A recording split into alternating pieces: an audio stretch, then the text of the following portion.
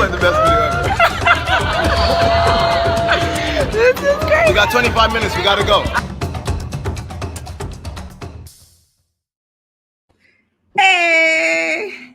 Hey, what's going on, everyone? Hey, everyone. Hump If you are day. in New York, you're having an amazing warm day for like the first time in a couple of days, which is really nice. For all of you who are joining us from another state, welcome. We're super happy to have you on. If this is the first time that you're with us with Say That channel, please go ahead and put a 1 in the chat. We love to shout you out. If you are a part of Say That Nation, meaning this is the second or maybe third or maybe the 20th or 100th time you've been with us, we want to shout you out too. So go ahead and put a 2 in the chat so we can say hello. My name is Janelle Villiers. That over there is Winston Broderick. Both of us are authors, entrepreneurs, and we are really excited to talk with all of you about the ugly come up of entrepreneurship and business ownership. So we've all heard those stories, right? How people start off with nothing and then have massive success. But what happens in the middle? What happens during the ugly come up? That is what we're here for, ladies and gentlemen. We're here to talk about all of the things during the ugly come up. Now, here's the little caveat you should know about. Come closer. We only have 25 minutes to answer the question or the topic that we're going to talk about in a day. So what happens when we run out of time? Oh no, my gosh, we ran out of time. Well, go join us in overtime. All of you can become Patreon members. You too can get access to all of the recordings from all of our guests in overtime. It's a great resource and tool for all of the entrepreneurs that have that are a part of the community, and we love building that community for you. So welcome again to Say That channel. Glad to have you all here. And let's get into today's topic. Absolutely. Let's do it, guys. Is your brain health impacting your business? This is a great question, considering we are in the Mental Health Awareness Month. I am really excited to talk about brain health and how it could be impacting our business. But it's not just me and Winston today who are going to be talking about this topic. We have an amazing young woman who's going to be joining us. She is a mother. She's a wife. She is the brain expert. Anytime I have a conversation with her, I get so jazzed with all the information that she knows. She's the CEO of her own company, an entrepreneur. I can't wait for you guys to hear from Eileen McDonald. Our next guest.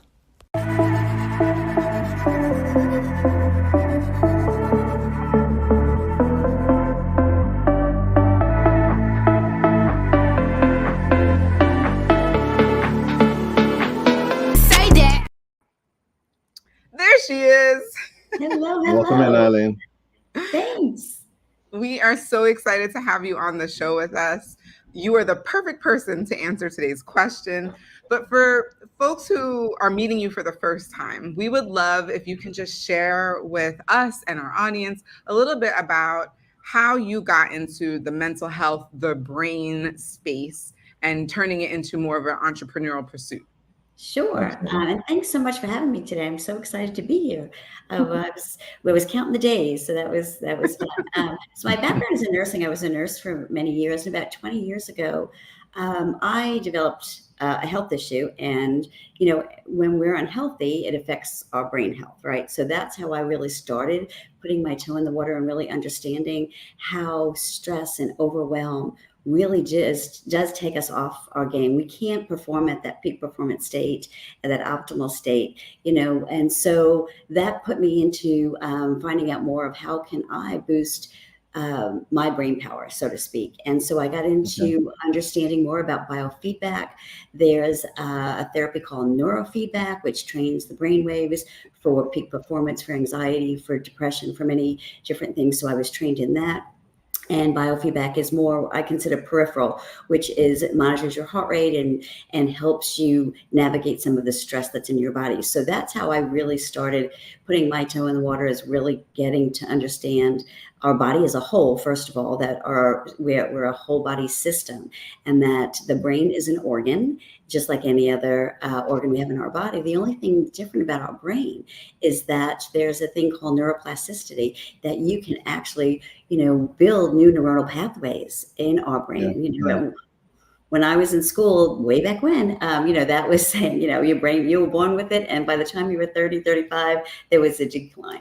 And so now, with the new science and new research over the last 15 to 20 years, neuroplasticity is really up in front, and really knowing that we can learn and train our brain to work at peak performance. That's fascinating.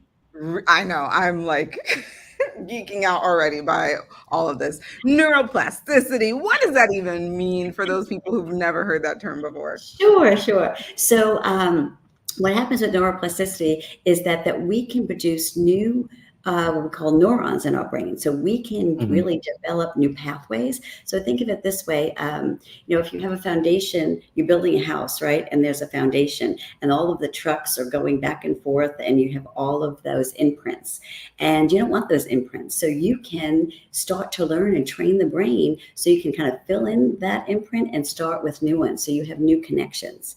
And so it really does make a difference. That's why they say you really need to keep alert in the brain and learn new things, because the more we learn new things, the more the brain then starts to connect in different areas, which is really important for all of us as, young people, middle-aged people, and older people to really keep that connection, especially in business. And you guys know you're entrepreneurs and you're having to learn new things all the time. As an entrepreneur, you wear many hats.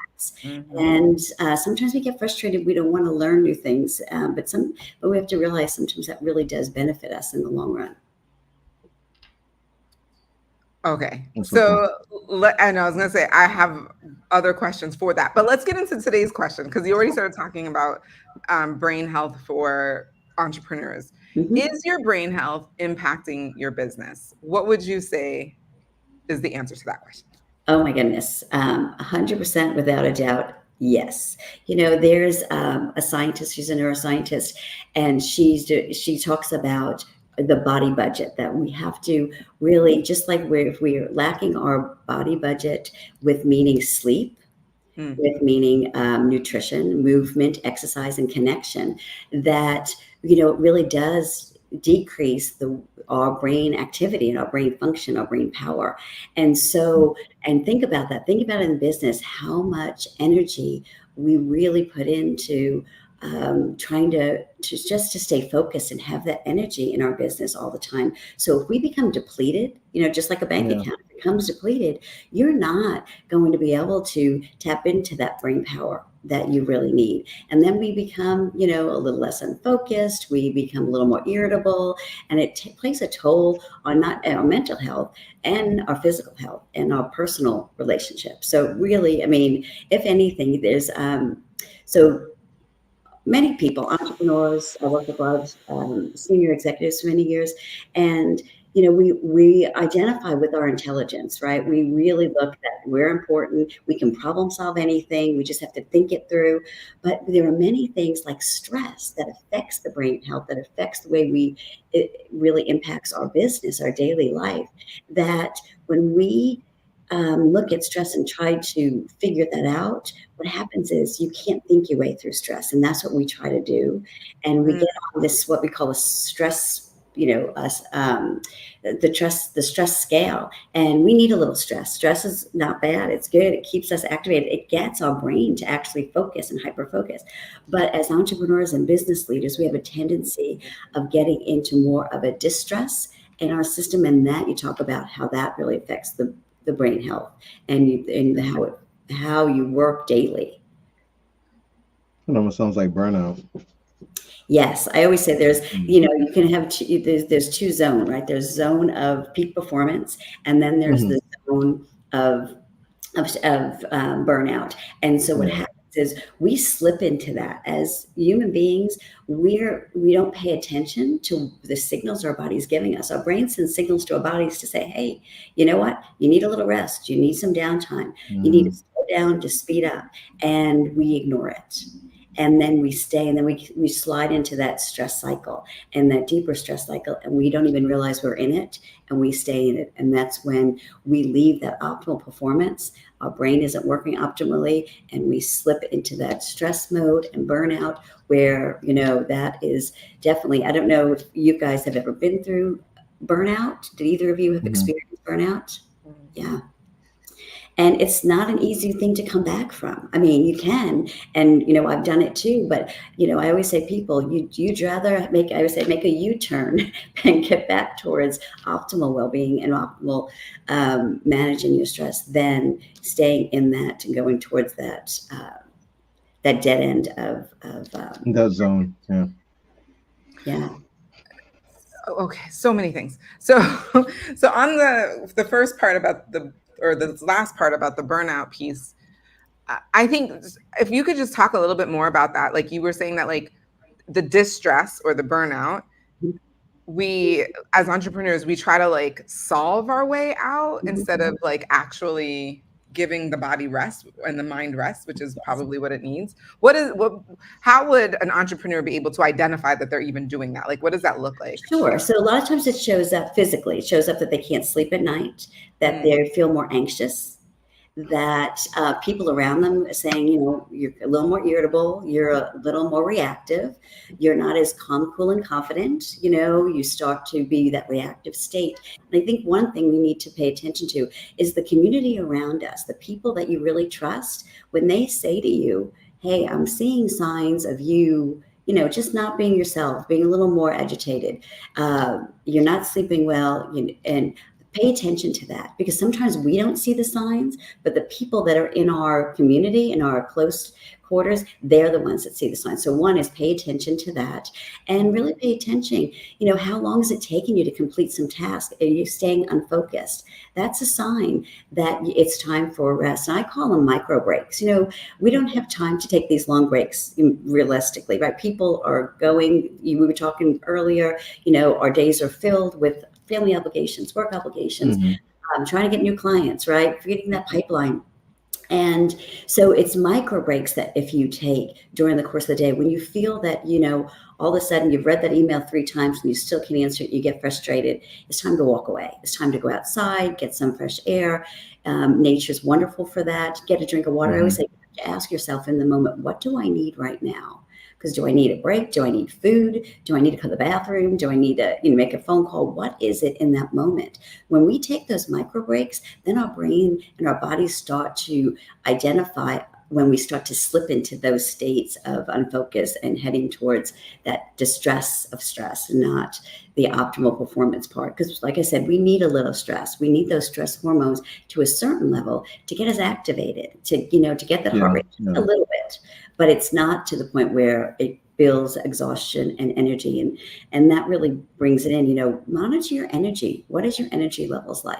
When you start to see day after day, you're losing that energy, that momentum, that interest, the passion, you have to reconnect with why you're doing what you're doing and really look at yourself and say, I need to take to apply some micro breaks. It gives that brain, like we said, our brain needs the break too. It's just not our muscles and our body. For many years there, I worked with several, like I said, senior executives, and I always enjoyed working with the ones that were professional athletes at one point in their life, or collegiate athletes, because they knew the importance of what I call it the 3-step process. They know to play hard, they know to practice hard, but they also recover. They know the importance of recovery. Whereas entrepreneurs and corporate executives, they work hard, they practice hard, but they don't recover. And so that what brings them into that stress mode. So when we talk about recovery, it really is, we need to recover our and rest our body to rejuvenate it. And that includes the brain. Yeah. That's so crazy. You know why it's so interesting that you mentioned now athlete? As you've been talking, what I've been comparing this to is like training programs that we've had that you do with personal trainers or people who are physique competitors. And we just got done doing like a 10-week program, and we have something called a deload week. And what that means is for us physically, you do significantly less because we understand your body cannot just keep lifting these massive loads. It will break down over time. And it's funny, there's a guy who was in our group who kind of went off and did his own thing. And he had exactly what you're talking about. His body broke down. In some instances, it actually leads to people getting sick.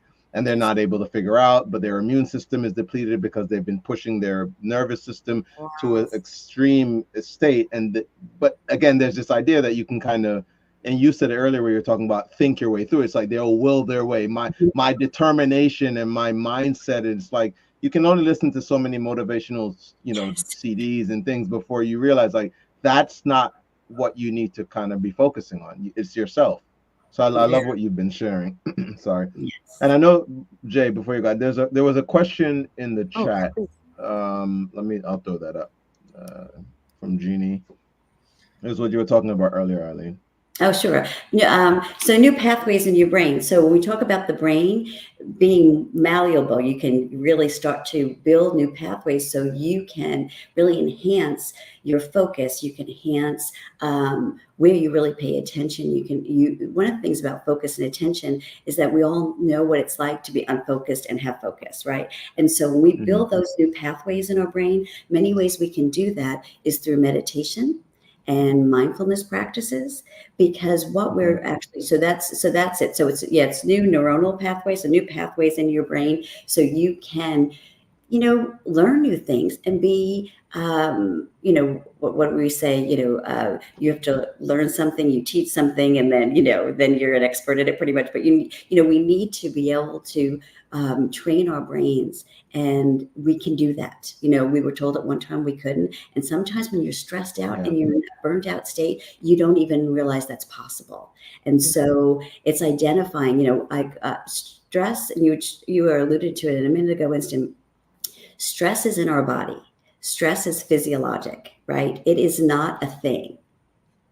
What is a thing is stressors. It's bills, it's financial commitments, it's our businesses, it's our families. Those are the stressors, the triggers that produce a response in our body when we feel that we can't handle it. And that's due to get us to move, but we stay in that state, flooded in those stress hormones.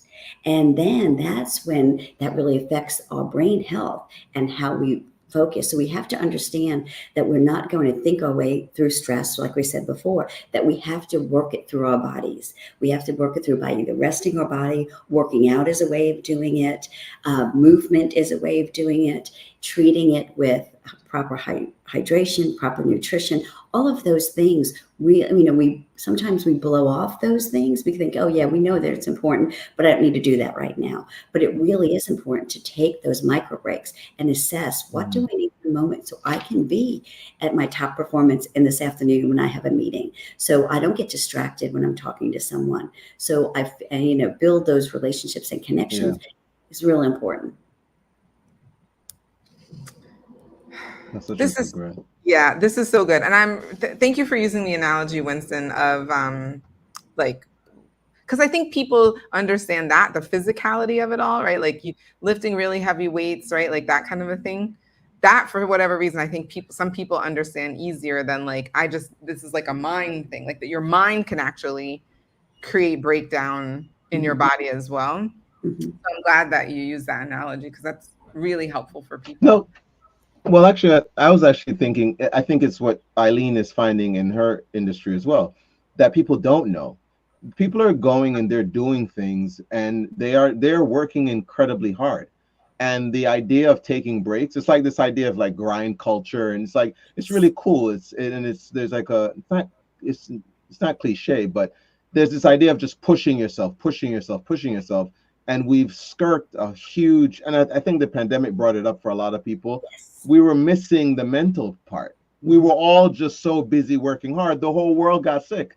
It was insane to watch, and they had to restrict things for us to slow down. And to your point, Eileen, I started meditating, I guess, and Janelle actually, I guess, put me onto it initially, but it was after the pandemic, and it has helped me immensely because just for myself, it slows me down in the beginning of the day. So I become more conscious, like to what you're saying, of what I'm thinking and how I'm responding to things. So I'll find myself, I'm upset right now. And I'll catch myself being like, wait, why am I upset? And recognize something has happened that I am not responding well to. And thus anger has come up. But I don't allow it as much now to take me, into these really crazy paths and thoughts and such. It is so important, that you say that, because there is great research for the last 15 or 20 years on meditation. In general, meditation is kind of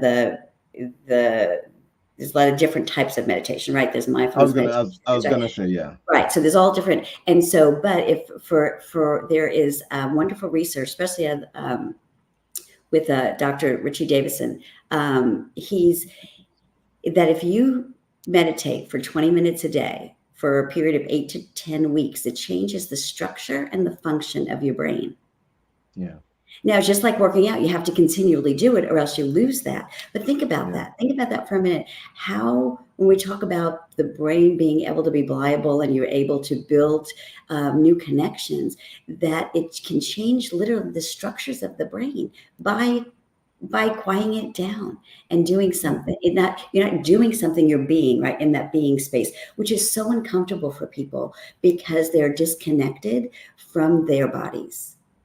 I always say you're not a brain on a stick. I got that from probably a neuropsychologist years ago, that you have a body and it's connected. And so, Winston, that you have paid attention, those signs and the cues that your body gives you when it's not at peak performance, when you're going to be doing your workouts. But most people that don't do that are disconnected from their bodies. So meditation and mindfulness reconnects that, using breath work reconnects that brain and the body. But I still am amazed, and I say it all of the time. It's amazing how we can say that something is simple, so to speak. No, it's not that it's simple, because it's challenging to do for many of us to start. But quieting your mind, quieting your body is changing the structure and the function of your brain. It is incredibly uncomfortable.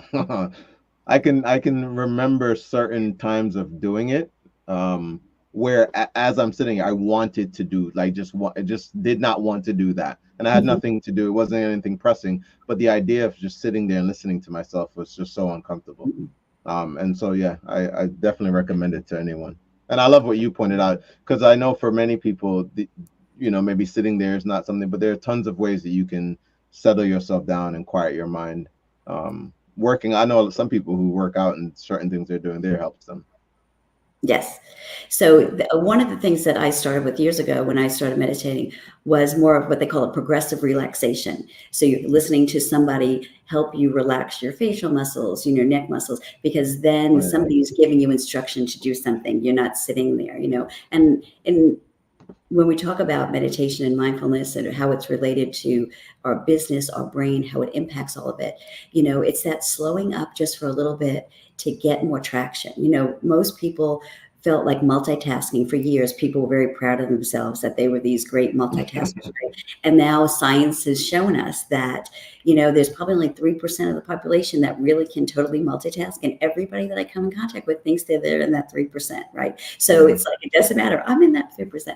But in reality is that our brains switch tasks. And so it really does, there's a delay of us really with that focus. So I think the same thing happens when, we're thinking about mindfulness and meditation or whatever, is that when we can slow that down and really learn to be with ourselves, and that does help that brain work so much better. It doesn't get as triggered as quickly. And so that's what it is regulating that nervous system so you don't get into that fight or flight mode. When we talk about brain health, we want to decrease the amount of times we go into that fight or flight mode. You're familiar, most people are familiar with that response that our body gives us. And you said it before about even getting angry, right? That triggers that part of your brain. And you're like, okay, it can snap you like that. But you've learned to pause and say, you know what, there's something that I can do. Exactly. It's like, so something's going on that something didn't go the way I may have thought it was something. And I'm able, to your point, to slow myself down and go, okay, let's rethink this and reevaluate how I would normally respond. And that's the part that's so fascinating. What you said earlier, and I hope I didn't cut your thought off. Okay, great. So what you started off with earlier about this idea, and it's really starting to hit me that like there are concepts that come out into world research, these things that shift the way the world perceives itself. So we grew up during a time where you said we were told we didn't have this ability to continue growing our mile. It makes me think of like the 4-minute mile, right? We had this limiting belief, someone broke it, the rest of us is like, oh, so we all took off, right? So I've been seeing these commercials about this gentleman who recently, I think he's in his like 70s or 80s, but he's just talking about this idea of how he's learning all these skills in record times at this stage of his life because he's really fully adopted what you're talking about. I can learn all these things, where for many people, there's this idea of I'm this age, therefore I can. That's why actually some stories like even KFC and his as an entrepreneur, you know, his story is amazing because this guy was in his 70s or 80s when he was, yeah, you know, going door to door. Just going door to door, I think. Like exactly, selling chicken. But no, that's again, it's this idea that the outlier kind of does something, and then many people pick up on it. So what's interesting to me now is just the idea of trying to think of a good way to articulate this. I find that more and like even our platform, more people are having this awareness around I can do so much more. I'm able to. Oh my, that's fast. Okay, so wait. We're definitely gonna go to overtime, but before we go, I do want to let people connect with you. Go Yeah. with you, Janelle. There's so much, because I want you to talk in overtime about some of the techniques that you can do to slow things down. Like you have you're an expert in a certain way of breathing. I would love for you to talk a little bit about in overtime as well. Sure. All right, so wait, here's her IG, guys. You can find her on Instagram, on Facebook, and even on LinkedIn. Guys, she's a real person. She will respond to you if you reach out to her. There's her website. Okay. Awesome. All right. So thank you so much. All right. So for everybody else, you guys know what the deal. Follow us over to Patreon. We'll take this to overtime. But until we see you guys next time, as always, remember, you deserve the good life. Say that. We'll see you guys. Bye. Say that.